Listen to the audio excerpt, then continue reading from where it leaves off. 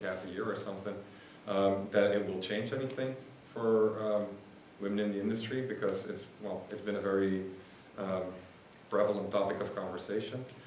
Companies might be, more sensitive towards the issue now. What are your thoughts on that?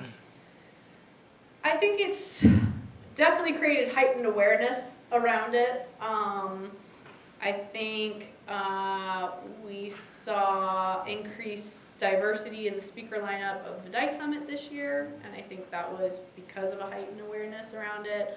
And certainly Intel's announcement that they're working to create greater diversity in their workforce and actively investing in that was this incredible positive side effect from the whole thing. So that would be nice if other things like that happen. But at the same time, I guess there's also been an element for a lot of us, certainly me, of, again, figuring out how to manage a certain level of stress there, which is that there are, we're not going to stop people hating. You're not going to stop hate speech, I think. So, how can we continue in society? I don't know. It's like a huge concept, right? And no one has, if anyone had a perfect answer to it, we would have solved this by now. But I think that's a big source I see for continued stress around this subject is the feeling like that it's not going to be over until no one's saying these things anymore, and I just don't think that's a feasible. I don't think that's a feasible future, right? And so how can we move on without that satisfaction? Because it's never going to happen. Yeah. But I always, I'm always thinking, because I play games myself, play a lot of hardcore games as well. I always found it very strange that all of a sudden the people that I associated myself with, and I think I remember, you referred to yourself as a gamer in industry in some of the articles that I saw from you as well. Do you feel there's a disconnect now between what it means to be a gamer when Gamergate happened, or did that not really change anything for you?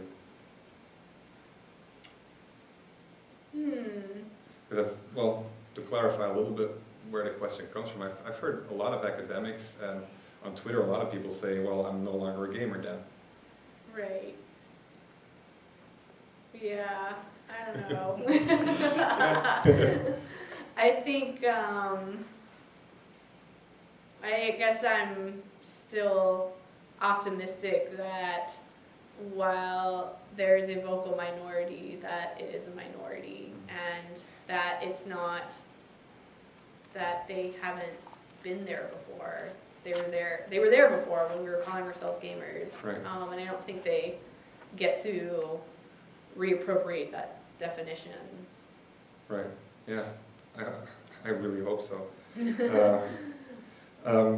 As a gamer, has gender ever been an issue when you were, when you played games when you were 14 years old, for example? When I was playing games when I was 14 years old, they were MUDs, so it was text. I know, but... With no voice and no gender, really, yeah. Well, there are a lot of it was articles a different about internet how then. gender-implicated MUDs as well, but yeah. Yes. There's a fairly big difference. Well, yes, there's gender in media, yeah, I mean, then when you get to the point of active online identities, certainly, I learned pretty early on not to have my microphone on during online multiplayer games, because you'd either get hit on or ridiculed or booted out immediately. So. Right. Have you ever had where you play a game online and people figure out who you are, because you're kind of famous, else we wouldn't have invited you. I know, no, they don't. I'm always hopeful.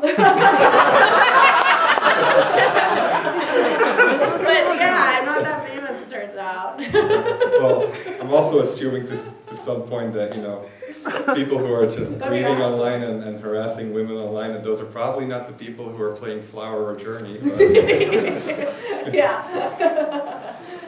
yeah, I designed this game. Who do you think you are? Yeah. Yeah.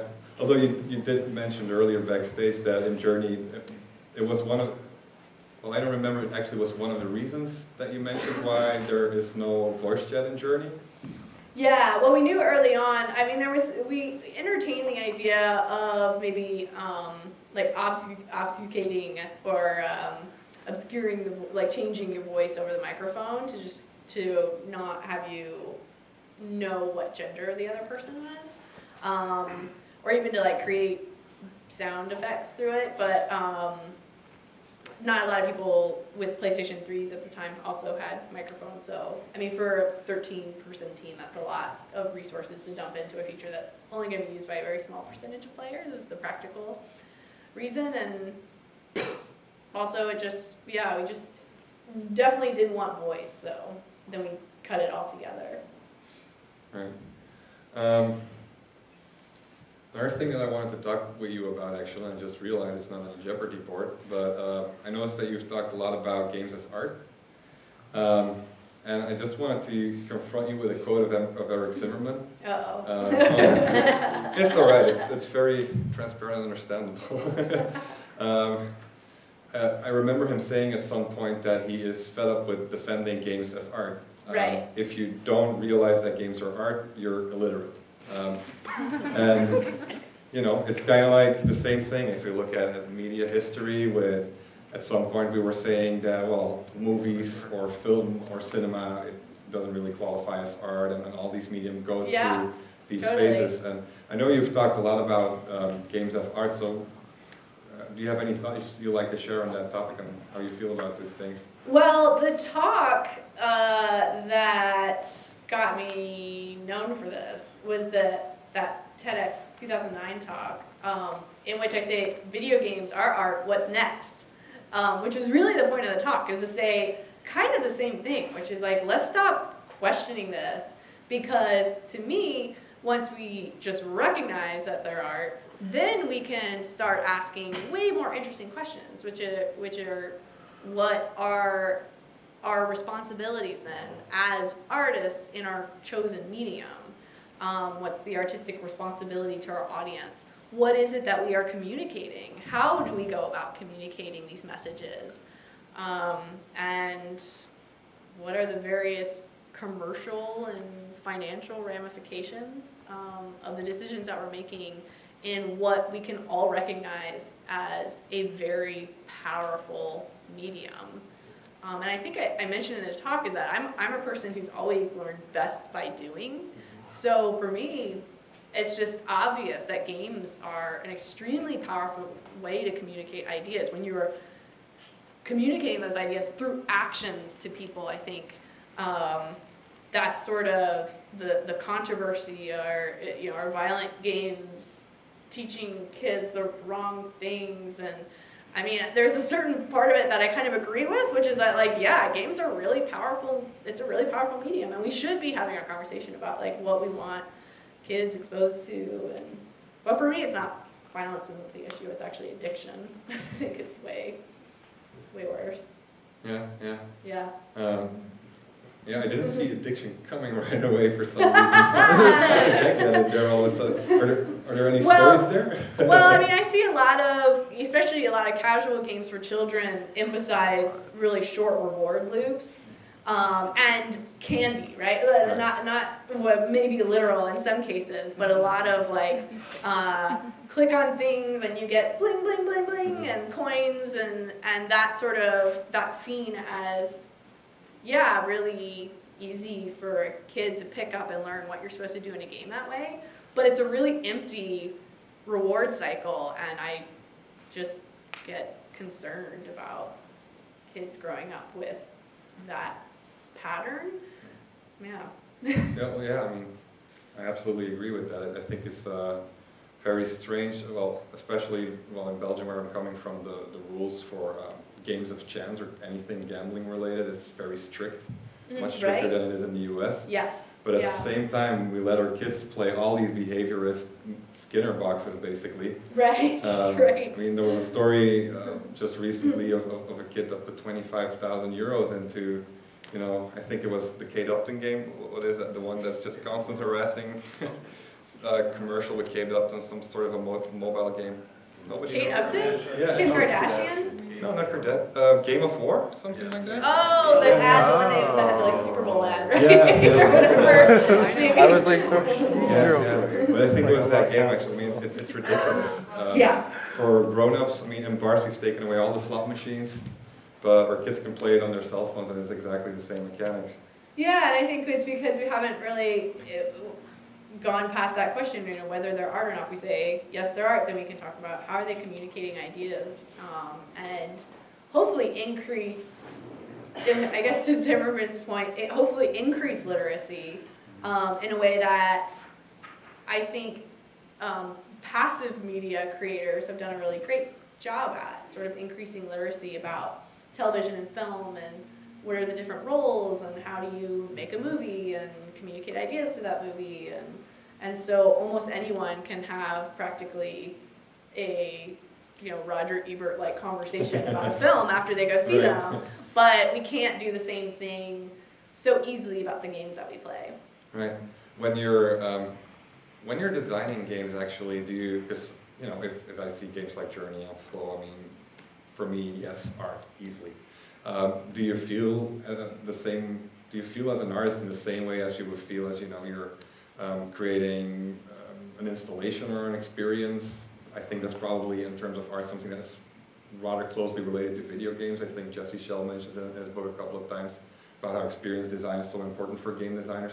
Do you feel, you know, do you get the artistic vibe while you're designing games?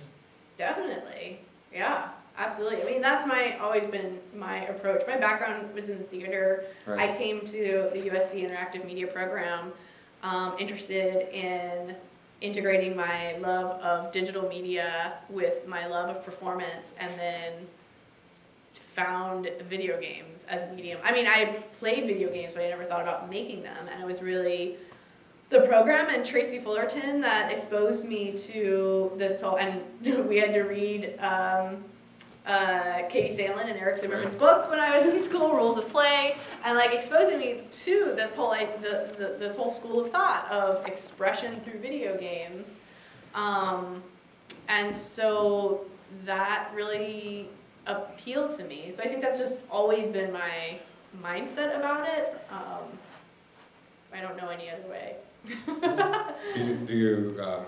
Do any games come to mind when you think of, okay, this would be a game that does performance art well? That does performance art? Yeah, like, because you're saying that was kind of your background, doing this performance. Are there games that you say that's a really nice mix of both disciplines in some way? Or am I just making a really weird question right now? It's kind of random, but a good performance art game. Well, the play Sleep No More, which has been running in New York. I don't. Is anyone familiar with Sleep No More? One person. Guys, I talked about it in class. Hey, who's been paying attention? So it's a performance that takes place in old hotel in New York. So it's 4 or 5 levels that you, as an audience member, are allowed to wander freely. And over the course of 3 hours, there's a performance that's taking place all around, based on Macbeth, and every person in the audience is wearing a mask, and none of the actors are, so that's kind of how you know the difference. And they're kind of running around the building, and they'll have scenes, and then they'll run away from each other, and long story short, I could go on for a long time about Sleep No More and how amazing it is. It was really inspiring to me. I mean, I think I convinced some people to fly to New York just to watch the show, because I felt like, as an interactive media designer, especially if you're interested in narrative and video games, they just do such a brilliant job of creating situations that, I don't know if there was game design involved in it at all, Right. but there's certainly, it certainly seemed like it, and if not, we can borrow a lot from it. For instance, the fact that the actors did move so quickly, so you were left with this sense of like you had to make a decision really quickly about whether you were going to stay where you are or follow a person, and then which person you were going to choose. And little things like that I just thought were so brilliant. Yeah, I'd love to do it at some point. I just love the visuals of it. When you see stuff online, everybody's wearing, you know, as you said, the mask, but it's like these white Venetian type, what is it, the movie with Tom Cruise and... no, sleep. No. Eyes Wide Shut. I mean, they had that kind of mask type of thing going on. It's really cool. Okay. Yeah. So, Kellee Santiago for 200. Potables. Yeah. All right, let's have a look here. Kellee Santiago for 200. Yeah, no, the next one. There you go. So, Kellee Santiago's favorite video game character. Favorite video game Well, you know, that's Kellee Santiago for 200. Yeah. Oh, that's a good, because The that's most even fun ones are on the Kellee Santiago. All the other ones are Let's just do business and these for the are rest of the reward, night. yeah. Topics about gender and games. My gosh. The thing is, it's just like I know that there's one that's going to be one that I certainly geek out on forever. I'm trying, but I don't know.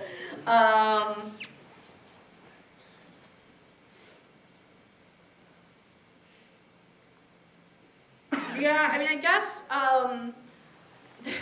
this is maybe an obscure reference, but Kentucky Route Zero, the female motorcyclist who sings a song in the third act, she's just amazing, and that game is just extremely well written, has probably some of the best characters at all in video games, because it's truly, I mean, that's, talking about coming from different disciplines, it's a group of guys that come from installation and video art backgrounds and sort of then made their way into games from that.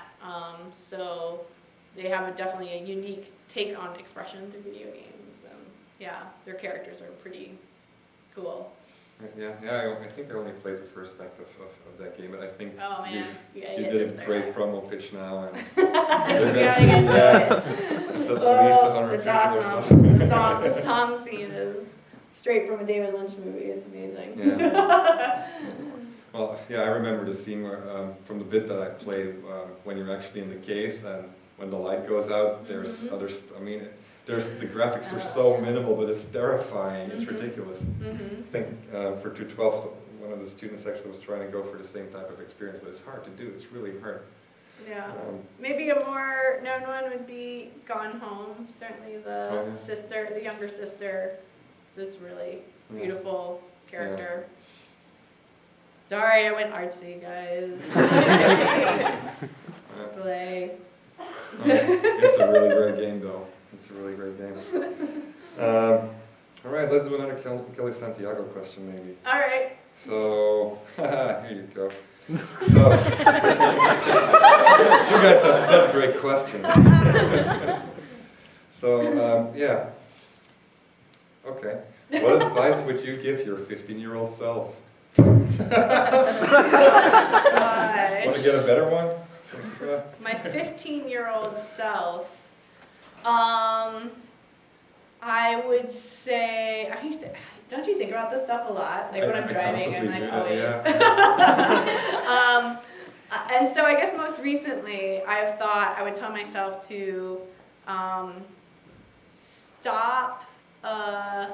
stop doing the things that you don't really like doing, because that now's the opportunity to try as much stuff as possible. Like I think I was really committed to activities like I was in competition show choir. I don't know if you know what that is. No idea. It's kind of like Glee, but it was not that cool. And Glee is even, it was not that sexy. Well, I've seen him sing Journey. That's it. I mean, So yeah, you know, dancing, singing Yeah. in competition with other people. And I loved it, and I think I stuck with a lot of those activities because of a commitment to the group and the idea that you like see things through, but at the same time, I don't, you know, like who cares that I was in competition show choir? It doesn't, it's, I think, yeah, trying out. And also, I wish I had just been exposed to, I mean,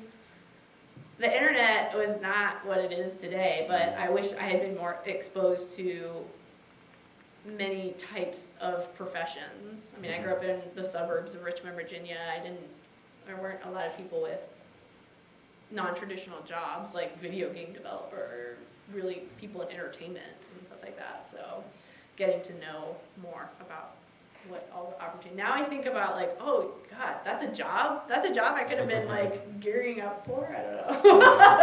The types of That would be jobs you awesome. have these days, I mean, there's Twitch, there are people who are doing that professionally. Yeah, And a lot it's of true. people here are interested in that type of stuff as well. Actually, I think the esports club has a meeting, so there aren't that many of them right now here, but I'll pop that question nonetheless. Where is it actually? Yeah, what are your thoughts on you know, the future of gaming, considering how big streaming is getting? So considering that how big streaming is getting? Yeah, like, well, like Twitch and all the communication features you have, and you know, in Journey, which is actually somewhat of a pioneer in doing this this game that's not just, okay, we have a chat window, because that's been around for a long time, but there's actually this mechanic almost in there that you know, expands the richness of the game quite a bit due to having this ubiquitous internet communication. So, you have any